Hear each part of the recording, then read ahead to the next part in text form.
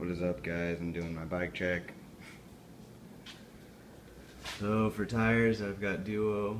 For a hub guard, I got a Primo. And then I got Ravenge pegs, 4 pegs.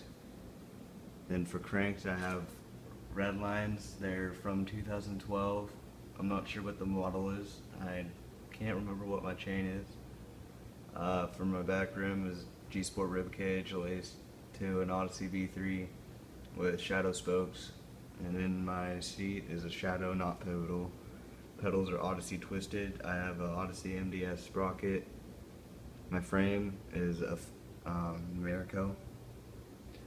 And then for my bars, I got Verde. They are 8.7 rise by 26 wide. My stem is a Salt stem. And then my forks are We the People Patrons.